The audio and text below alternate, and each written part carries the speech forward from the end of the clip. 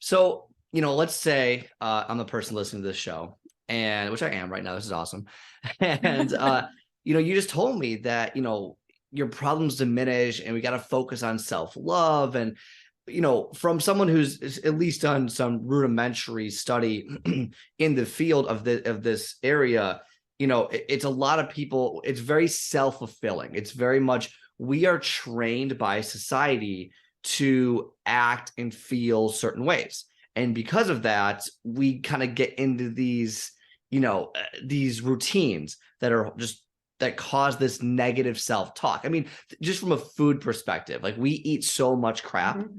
Again, and I'm speaking specifically to the United States, is like we eat so much crap, we become overweight and obese, and then we live this kind of just this weak docile life, and we can't think properly. And there's all this research, all this stuff out there that says like the more out of shape you are, basically the worse off your life is. The more negative self-talk, the more you can't think properly, the less critical thinking, the more just medical bills are going to have, all those different things. But yet we live in this weird circle that just perpetuates, okay, I'm so busy, I don't have enough money, I'm going to do this. So, okay, let's go buy fast food. Let's go do this. And then we gain 10 pounds. Let's try and get, let's do, and we just live in this circle of constant, just negative. That's self-perpetuating. It's self-fulfilling. It's renewable energy in a negative sense. It's constantly renewing its energy because the body's adapting. So when you say, a key principle for growth is self-love, it's not about big promise, but little you. Okay, so how do you break this cycle? How do you tell someone, and maybe not the full cycle, we don't have time for the full, going into it, but like if you could give someone who is struggling with, okay, maybe they are in this cycle of they're constantly stressed. They don't know. I mean, even a couple months ago, we had a big, massive banking collapse. As this episode gets released, it's just like, oh my gosh, like, they work so hard, all the money's gone. Like, so what do you do? I'm not feeling self-love. So like, what do you do to at least break that cycle? So, if you ask me that question in that kind of context, unprepared, then my answer that, a lot of your problems are going to be resolved if you take care of your relationship with yourself is going to sound like, kicking someone out of the plane with a parachute strapped to their back. Are they ready for this fall? It's obviously, it is not a very easy logical leap to make. But maybe for that puzzle to be undone, we have to start with the basics. And a very simple basic idea in personal growth is that your beliefs are like viruses which feed on evidence. And if you understand the anatomy of beliefs and you understand how beliefs work, then whatever you believe in, you're going to see a lot of proof to that.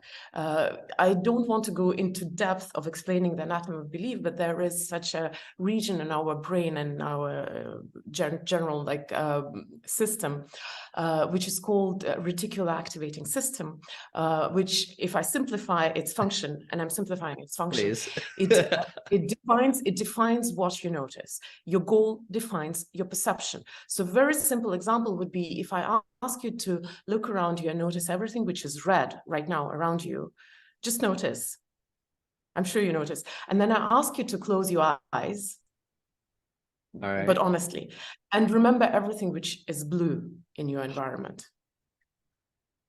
So you can open your eyes right now, because the whole point of this very simple mental exercise is that whatever is your goal, your perception is going to notice that in your environment, because we have so much stimuli on our brain and on our systems that, of course, for us to function properly, we need to filter it out. And that's how your beliefs are growing deep roots. If you believe that the only way to reach success is to hustle, to work yourself to death, to put everything on the altar of success, sacrifice, hard work, blood, sweat, and tears, then your whole life you're going to be a living, breathing proof of that belief, because your reticular activating system is super busy at work, showing you the proof of what you believe.